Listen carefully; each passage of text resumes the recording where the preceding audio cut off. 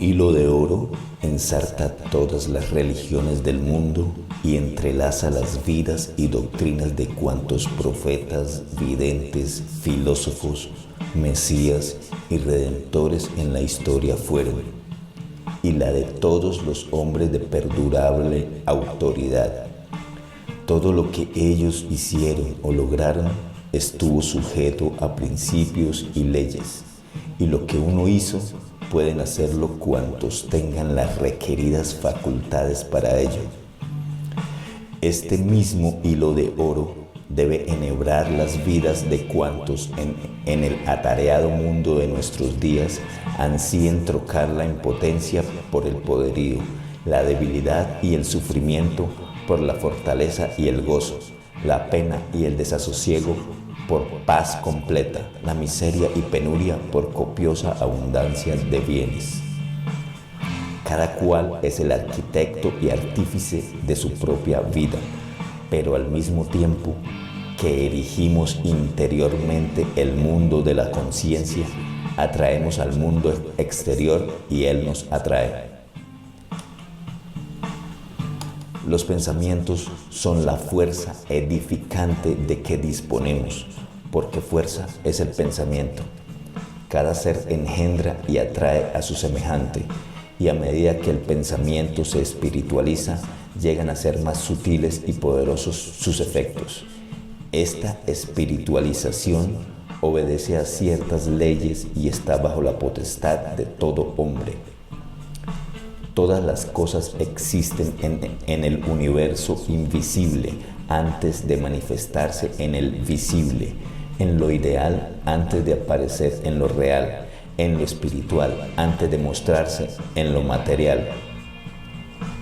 El reino de lo invisible es el reino de las causas, el reino de lo visible es el reino de los efectos. La naturaleza del efecto está siempre determinada y condicionada por la naturaleza de la causa.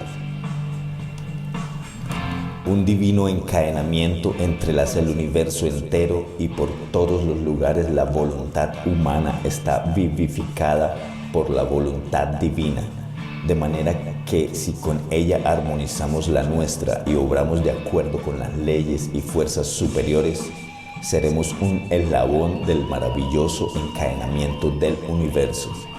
Tal es el secreto de todo éxito. Así se llegan a adquirir desconocidas riquezas e inimaginables facultades.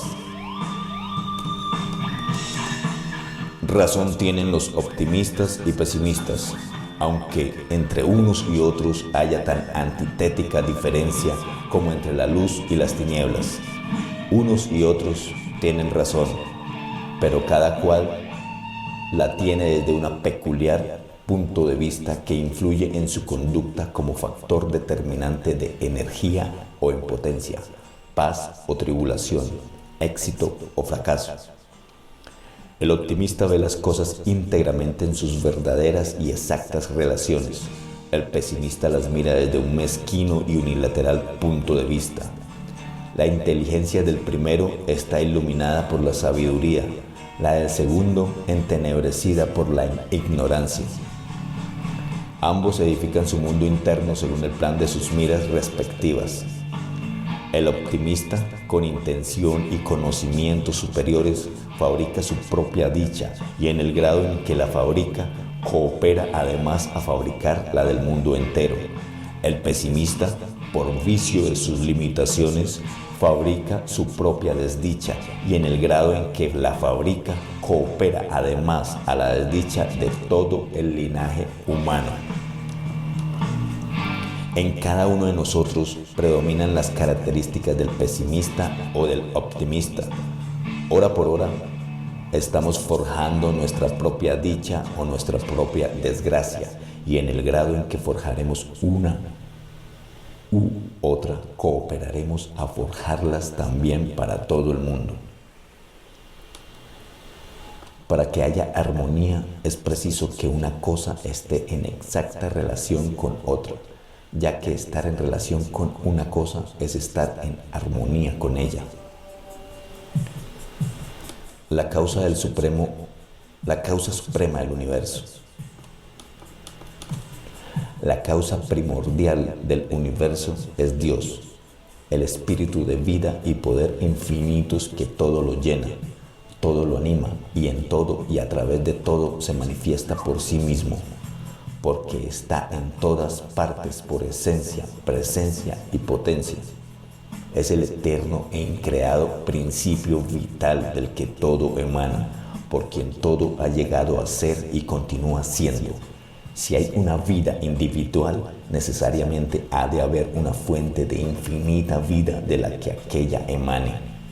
Si hay una corriente de amor, necesariamente ha de haber un manantial inagotable de amor de donde aquella fluya. Si la sabiduría existe, es necesario que brote de una vena inagotable o de omnisciencia. Lo mismo puede decirse respecto a la paz, al poder y a las llamadas cuestiones materiales. Por consiguiente, Dios es el espíritu de vida y poder infinitos, procedencia y origen de cuanto existe. Dios crea, forma, rige y gobierna por medio de eternas e inmutables leyes y fuerzas del universo que por todas partes nos rodean. Cada acto de nuestra vida está regido por esas leyes y fuerzas. Las flores que vemos en las márgenes de los senderos brotan, crecen, se abren y marchitan, obedientes a leyes invariables, y a estas mismas leyes se sujetan los copos de nieve que, al formarse, caer y derretirse, juguetean entre cielo y tierra. Nada hay en el universo mundo sin su pertinente ley. En consecuencia, es necesario que superior a todo haya un legislador de mayor grandeza y poderío que las mismas leyes cuya causa es. Aunque al espíritu de vida y poder infinitos que todo lo llena le llamamos Dios, de igual modo podríamos llamarle bondad, luz, providencia, ser supremo, omnipotencia, o darle cualquier otro nombre conveniente, pues no importa la palabra con tal que exprese la suprema causa universal en sí misma considerada. Así pues, Dios es el Espíritu infinito que por sí solo llena el universo, por quien y en quien todo existe y nada hay fuera de él. Como dice San Pablo, en Dios vivimos y nos movemos y tenemos nuestro ser. Hubo y hay almas convencidas de que hemos recibido la vida de un soplo de Dios. Pero esta creencia en nada se opone fundamentalmente a la que de nuestra vida es semejante a la de Dios, de manera que son una misma esencia, Dios y el hombre. Si Dios es el espíritu infinito de vida, anterior a todo y de quien todo emana, nuestro individualizado espíritu procede de esta fuente inagotable por medio del soplo divino.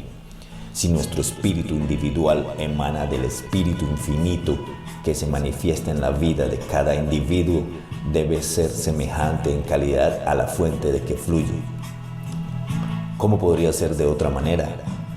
Pero importa prevenir todo error considerando que, no obstante ser afines la vida de Dios y la del hombre, la vida de Dios es tan inmensamente superior y trasciende desde tal distancia a la vida del hombre individual, que abarca además toda otra vida y difiere de ella en cantidad y grado.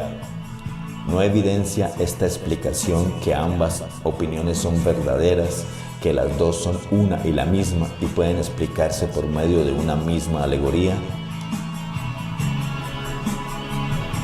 El objeto capital de la vida humana, después de la suprema causa eficiente del universo, la cual hemos reconocido que es Dios, el espíritu de infinita vida, anterior a todo y de quien todo procede, nos permitiremos inquirir cuál es el objeto primordial de la vida humana, cuestión que, después de lo expuesto, casi se resuelve por sí misma.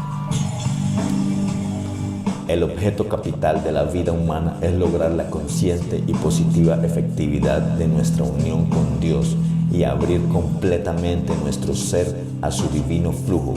Este es el objeto capital de la vida humana, en el que todo otro se encierra y del que todo otro se deriva. En el grado en que logremos la consciente efectividad de nuestra unión con Dios y abramos nuestro ser a su divino flujo, se manifestarán en nosotros las cualidades y potencias de la vida infinita. ¿Qué significa esto? Sencillamente que reconocemos nuestra verdadera identidad, que ponemos nuestra vida en armonía con las leyes y fuerzas del universo y que abrimos nuestro ser a la suprema inspiración, como según demuestra la historia del mundo hicieron los profetas, videntes, filósofos, salvadores, mesías y todos los hombres de magno y fortalecido ánimo. En el grado en que lleguemos a realizar nuestra unión con Dios, lograremos que el poder divino obre y se manifieste en nosotros. Pero si a causa de la ignorancia nos alejamos del supremo poder de Dios, como generalmente sucede, impediremos que se manifieste en nosotros. También podemos cerrarnos a propósito a su actuación, privándonos de esta manera de facultades de que por la verdadera naturaleza de nuestro ser somos legítimos herederos. En cambio, en tan alto grado pudiéramos llegar a la unión de nuestro ser con Dios y tan completamente abrirnos a su divino flujo y a la acción de las fuerzas, inspiraciones y potencias, que llegáramos a un nivel superior al de la generalidad de los hombres. ¿Y qué es un hombre superior? Aquel en quien, sin dejar de ser hombre, se manifiesta el poder de Dios. No hay límites para un hombre de esta condición, porque los únicos que pudiera tener son los que él mismo se trazara. La ignorancia es el más poderoso factor de estos límites en la mayoría del linaje humano, y así el vulgo continúa viviendo mezquina y desmedradamente porque desconoce la alta vida de que son herederos y la identidad de su verdadera naturaleza. El género humano ignora todavía que la esencia del yo dimana de la vida de Dios. Por vicio de ignorancia no se ha abierto al divino flujo ni ha sabido trazar el cauce por donde fluya el infinito poder. Mientras solo nos conozcamos a nosotros mismos como hombres, solo tendremos poder humano. Cuando nos convenzamos de la divina esencia de nuestra alma, en el grado en que abramos nuestro ser al divino flujo, nos acercaremos a Dios.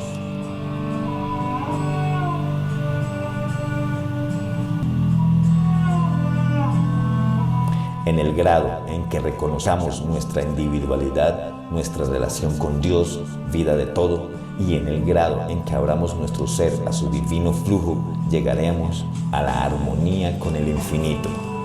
Y en el grado en que no reconozcamos nuestra unidad con Dios y nos cerremos a su divino flujo, careceremos de bondad, belleza y poder.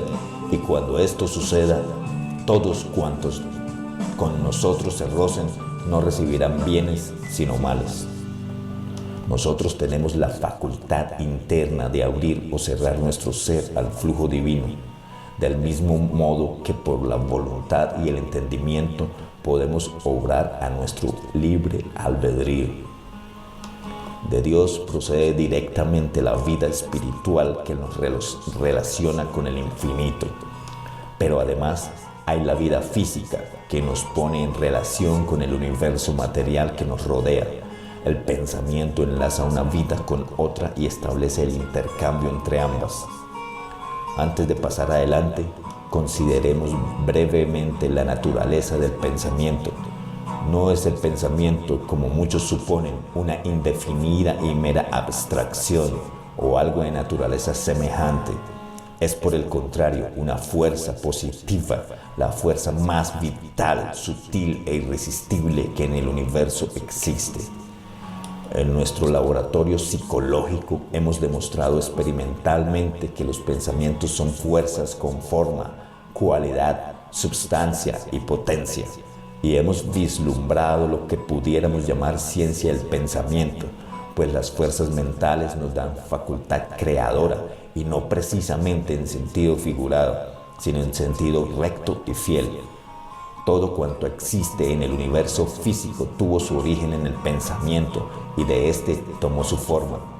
Cada edificio, cada estatua, cada pintura, cada máquina, todo tuvo su cuna en la mente de quien lo concibió antes de plasmarlo en material expresión.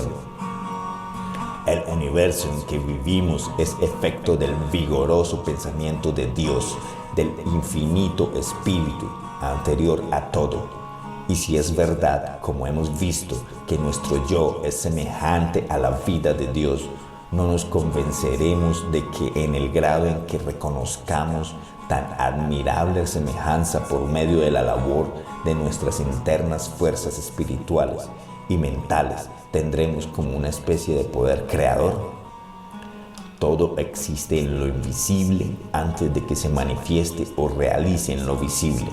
Y si esto es así, las cosas invisibles son las reales, mientras que las visibles son las ilusorias, porque las invisibles son causas y los visibles efectos.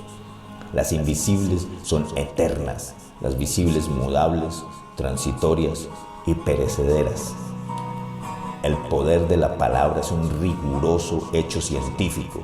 Por la acción de nuestras fuerzas mentales tenemos poder creador. La palabra hablada es en cierto modo el medio de manifestación del pensamiento. Conocida es la frase, hacer castillos en el aire, que por lo general se aplica despectivamente. Sin embargo, necesario es hacer castillos en el aire antes de edificarlos en el suelo y morar en ellos. La dificultad de quien edifica castillos en el aire está precisamente en no poder dar forma material a los castillos en el aire edificados. Hace una parte del trabajo y una parte verdaderamente necesaria, pero la otra, que por igual lo es, queda sin hacer. Tocante a las fuerzas mentales, hay lo que pudiéramos llamar poder atractivo de la mente, cumpliéndose de este modo la gran ley del universo de que cada cosa atrae a su semejante. Nosotros estamos continuamente atraídos por las fuerzas de ambos mundos, visible e invisible, más semejantes a nuestros propios pensamientos. Esta ley rige sin cesar un punto, ya tengamos o no conciencia de ella. Vivimos y hablamos en un vasto océano de pensamientos, y en el ambiente que nos rodea se agitan sin cesar, como hertzianas ondas, las fuerzas mentales. A todos nos afectan más o menos estas fuerzas, ya consciente, ya inconscientemente por nuestra parte. Y según el grado de nuestra receptibilidad y según nos mostremos dóciles o esquivos a su influencia, así determinaremos la que ejerzan en nuestra mente y por lo tanto en nuestra conducta. Yo me cierro, me hago impenetrable a toda cosa rastrera y me abro y me hago asequible a elevadas influencias y a las cuestiones de lo alto. Y si conscientemente me mantengo en esta actitud, pronto llegará a ser costumbre que, con perseverancia proseguida, atraerá calladas pero sutiles y poderosas influencias para alcanzar el apetecido resultado. De este modo, las influencias nocivas de ambos mundos, visible e invisible, quedarán pelidas y evocaremos las elevadas y óptimas que acudirán con la intensidad en que las evoquemos. Primero, las fuerzas mentales y sus derivadas condiciones emotivas que forman el ambiente moral que nos rodea y por medio del cuerpo físico se manifiestan en el mundo visible. Segundo, las mismas fuerzas subsistentes después de la muerte del cuerpo y que se manifiestan por medio de otros cuerpos de diversa naturaleza, según declara San Pablo. La existencia individual del hombre comienza en la esfera sensorial del mundo físico, pero se eleva por series sucesivas de etéreas y celestiales esferas a un destino de inenarrable gloria y grandeza. A cada mundo sidérico corresponde un mundo espiritual, y a cada organismo físico corresponde un organismo espiritual de que aquel es reflejo y material expresión.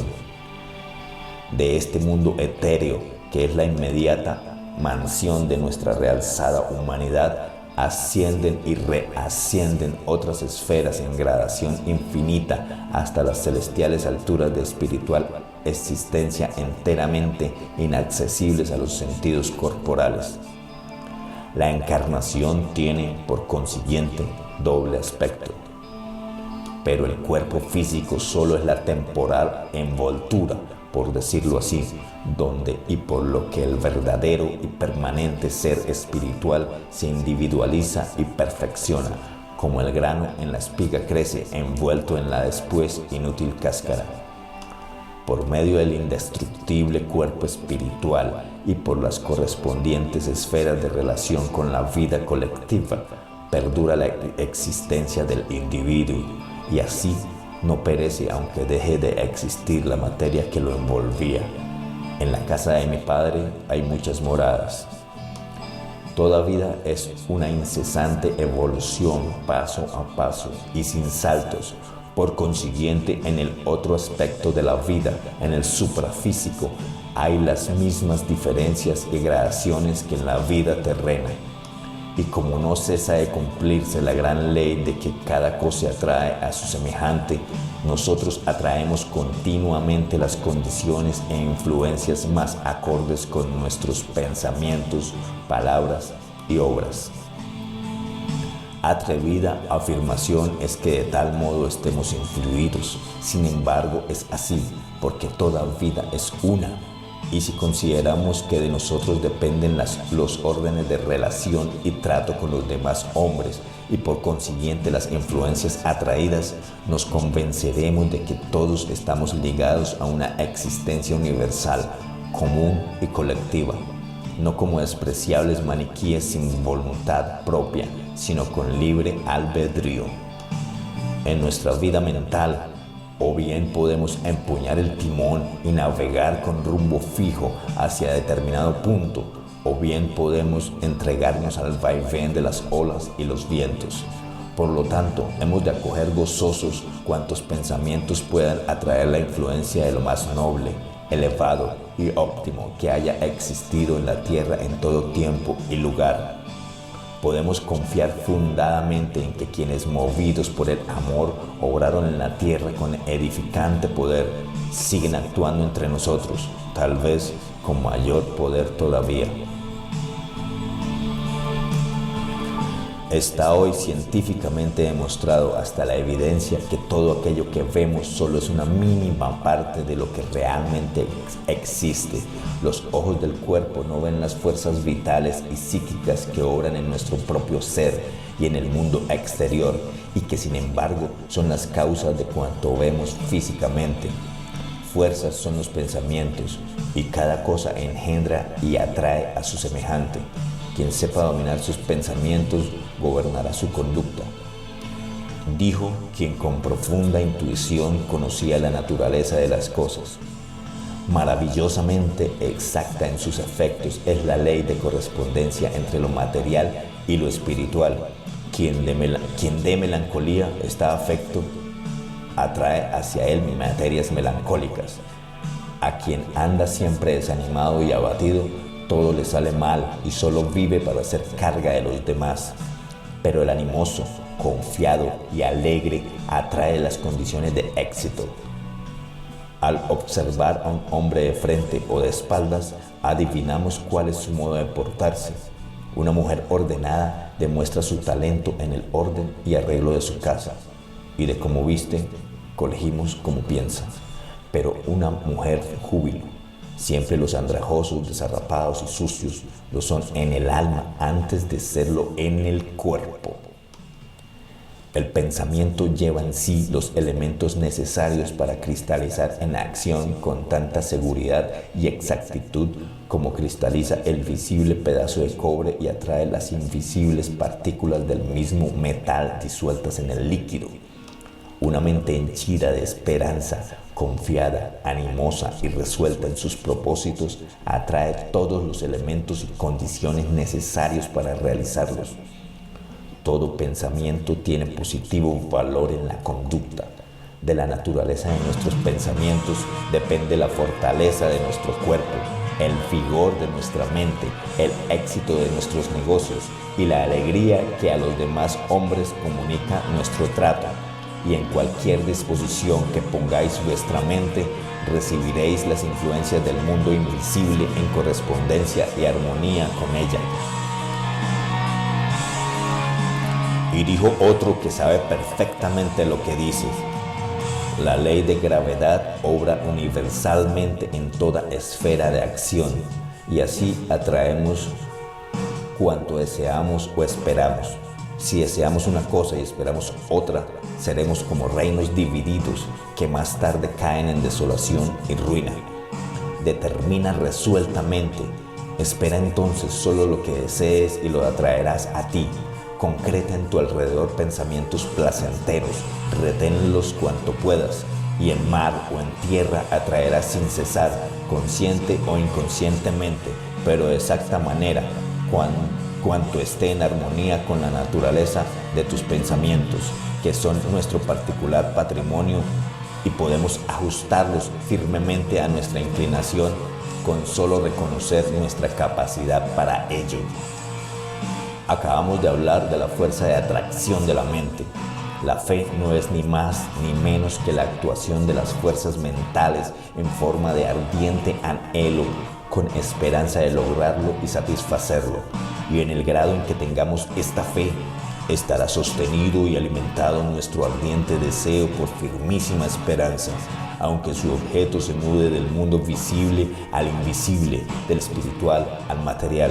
Pero si la duda se apodera de ti, la que pudiera ser fuerza irresistible quedará neutralizada por nocivas influencias hasta el punto de desmayar en la realización de tu anhelo.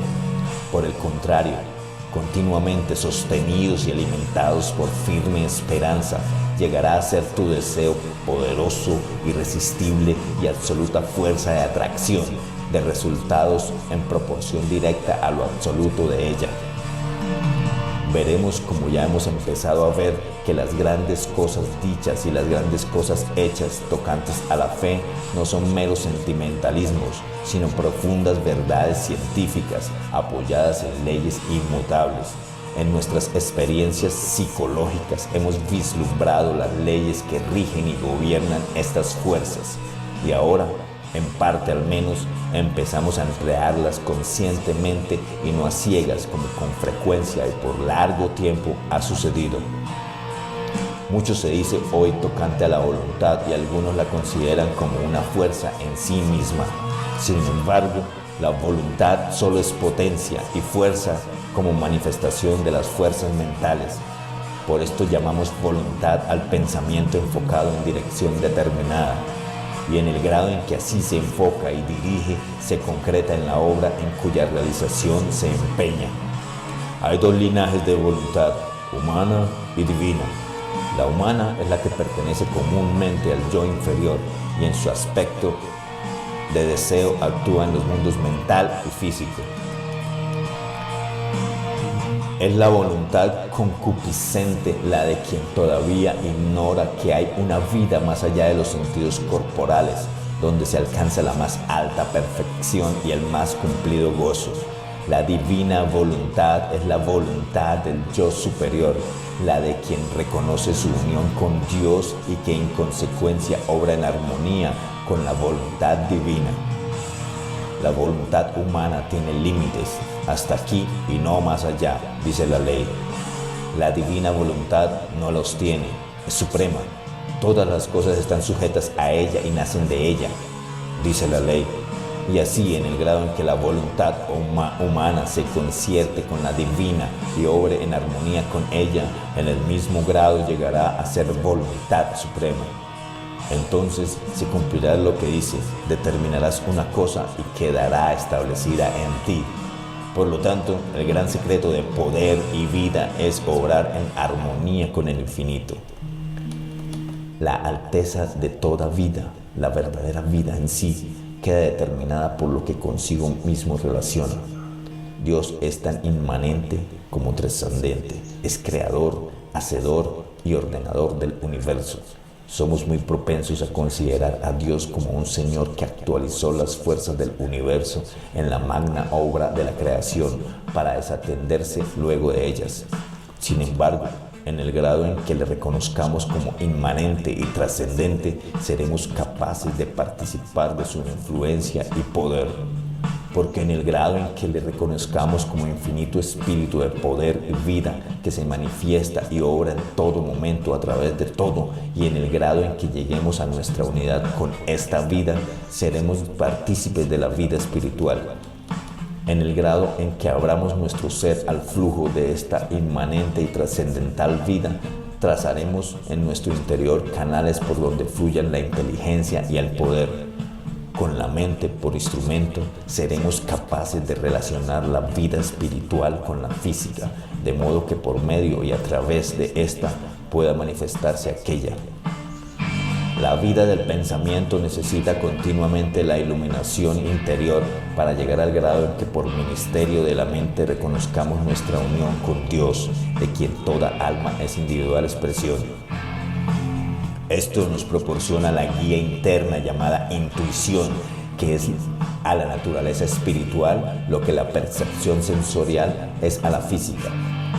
Es un sentido interno por el cual llega el hombre al conocimiento de la existencia de Dios, de los secretos de la naturaleza y de la vida, y por cuyo favor se eleva a la consciente unidad que lo identifica con Dios y se convence de la deífica naturaleza y supremacía de su ser como hijo suyo. Esta espiritual supremacía, realizada por el desenvolvimiento del sentido interno bajo la inspiración divina, nos da la directa e interna visión del carácter, propiedades y finalidad de todas las cosas a que la atención y el interés se convierten. La intuición es un sentido espiritual que se abre hacia adentro, como los sentidos corporales se abren hacia afuera, y tiene la facultad de conocer la verdad con independencia de todo origen externo de información. La verdad revelada y la ciencia infusa se fundan en el poder de esta facultad para recibirlas. En esta elevada esfera de vida espiritual, en la misma carne, la mente actúa con entera libertad y visión directa. Aproximando todas las cosas a Dios, las veremos iluminadas por la divina sabiduría. Por medio de la intuición nos revela la mente divina los designios de Dios. Hay quienes llaman a la intuición voz del alma, otros voz de Dios y algunos sexto sentido. En el grado en que obedezcamos la ley divina, oiremos claramente la voz de la intuición.